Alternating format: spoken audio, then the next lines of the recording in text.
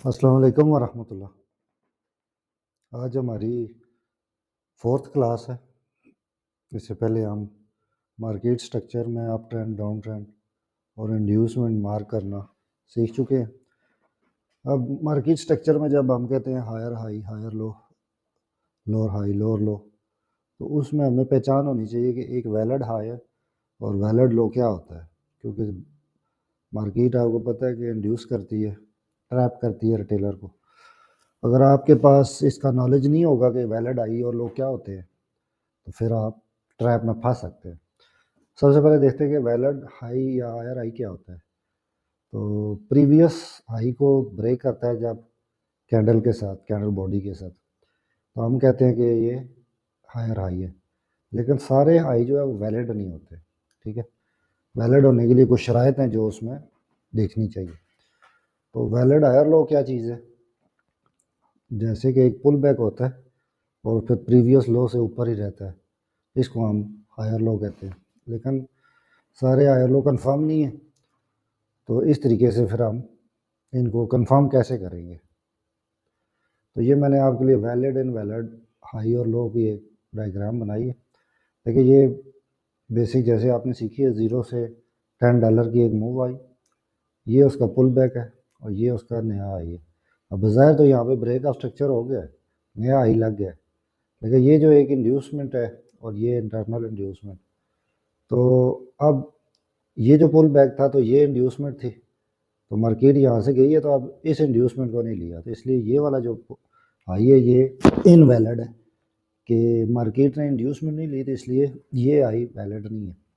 इसी तरीके से अब मार्केट ने यहाँ पे इंड्यूसमेंट रखी और फिर ये पुल बैक आया, लेकिन ये इंड्यूसमेंट नहीं ग्रैब हुई, फिर ऊपर निकल गई, तो अब यहाँ से इंड्यूसमेंट शिफ्ट होके यहाँ पे आ गई और यहाँ से शिफ्ट होके यहाँ पे आ गई।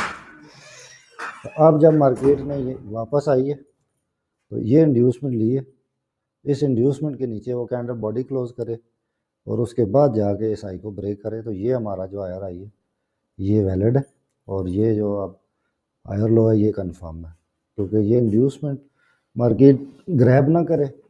और तो इसलिए मैंने आपको इंड्यूसमेंट शिफ्ट का कंसेप्ट सिखाया था कि अगर इंड्यूसमेंट ये वाली नहीं ग्रैब हुई तो फिर यहाँ पे शिफ्ट होगी, ये नहीं ग्रैब हुई तो यहाँ शिफ्ट होगी।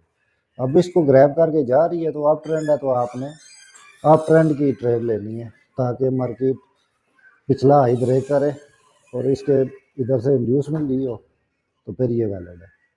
अब इसकी एक इनवैलिड की एग्जांपल देखें, इसको मैं अगले पेज पे शिफ्ट करता हूँ। तो एसएमसी के मुताबिक जब मार्केट इंड्यूसमेंट ना ले तो वो फिर सिर्फ एक ब्रेक ऑफ स्ट्रक्चर कहलाता है, वैलिड हायर हाई नहीं कहलाता। बस ये फ़र्क आप याद रखें। देखिए मार्केट ने इम्पल्सिव मूव ली है यहाँ तक और ये एक पुल बैक ली है और ये इंड्यूसमेंट है, तो इंड्यूसमेंट रखने के बाद मार्केट ऊपर गई है। तो अब ये प्रीवियस हाई तो ब्रेक है, लेकिन मार्केट ने ये वापस आके ये इंड्यूसमेंट नहीं ली।